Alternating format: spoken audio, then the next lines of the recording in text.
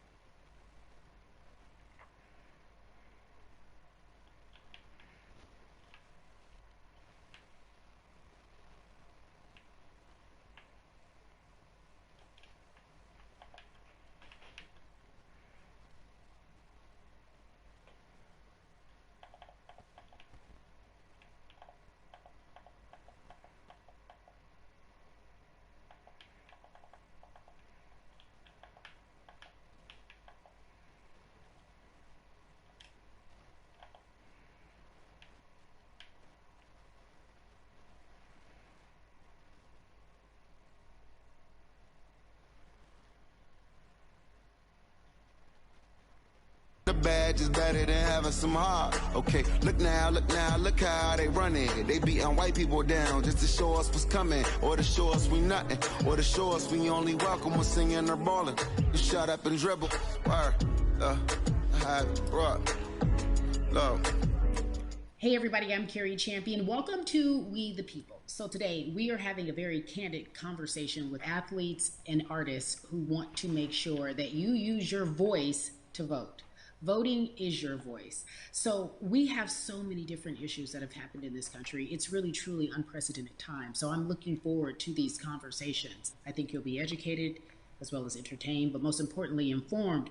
We have morethanavote.org, whenweallvote.org, and fairfight.com. Those resources are imperative as we try to change our future.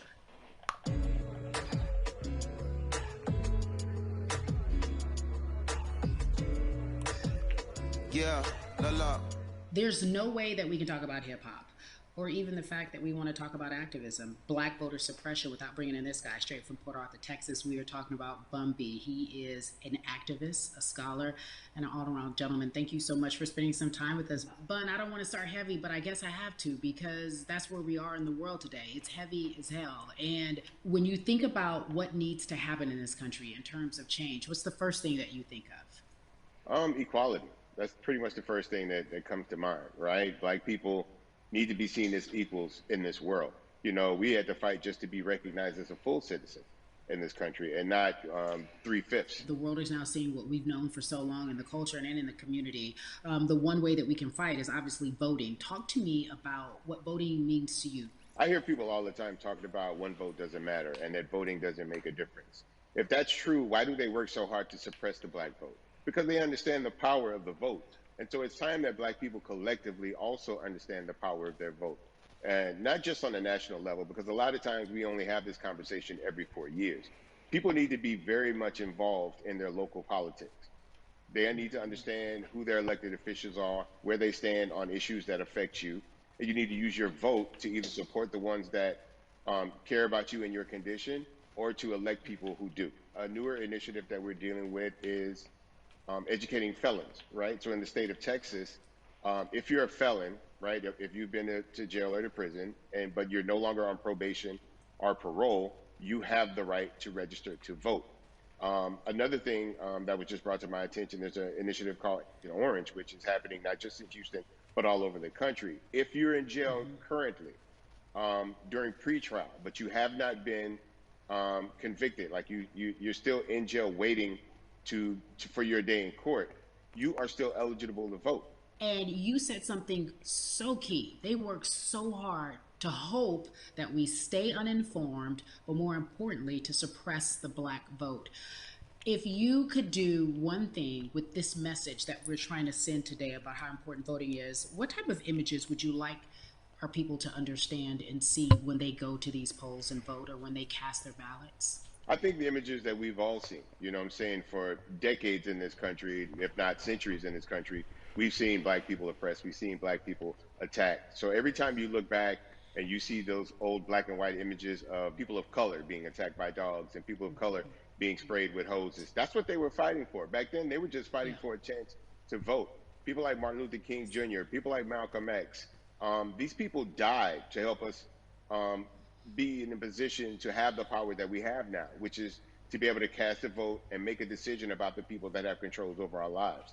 So, I mean, if you in your own community need a reason to vote, look at a person like George Floyd. If the people in your city are not open to police reform, are not open to having a conversation about defunding the police, are not open to issues concerning economic equality, judicial equality, and racial equality, right? If they're scared to say Black Lives Matter, you have the power to put people in those positions who do believe that Black Lives Matter, who do believe in racial equality, economic equality, judicial equality, right? Who see us as human beings. And if the people in your community don't feel that way, vote them out. It's that simple. It's just vote them out. We don't have enough time to sit around and hope that people change their minds.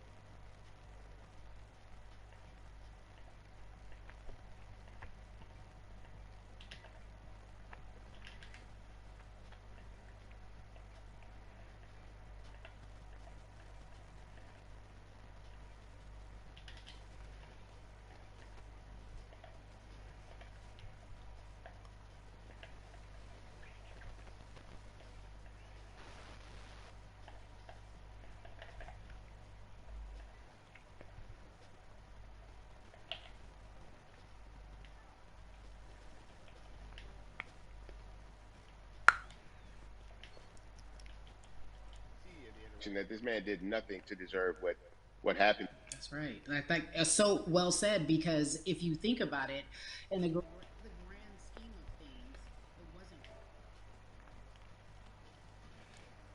that a lot of people talk about, and that is now defunding the police. That has been such a huge conversation, but there's so many misconceptions around defunding and dismantling. If you will, educate the audience. All right, so most people, when they hear the term defund the police, they tend to think of, oh, they're going to take away our police department. Nothing could be further from the point. Defunding the police means that in certain communities, even Houston, take for example, we had over $1 billion allocated to our police force. Now, what is that money being used for? Some of that money tends to be allocated towards riot shields, right? Pepper spray, right? That kind of thing. That's only used against the people that fund this budget. Right? So why would the people want to supply the police with the means to oppress them? If the police are concerned about the situations in certain communities with a higher crime rate, well, higher crime rates tend to happen in communities where there's not employment opportunities, right? There's not a lot of social services, and people are going to do what they need to do to take care of themselves and their families. When the community has more opportunities for employment, more opportunities for upward mobility, then they tend to be a less of a strain. Voy a jugar unos solitarios.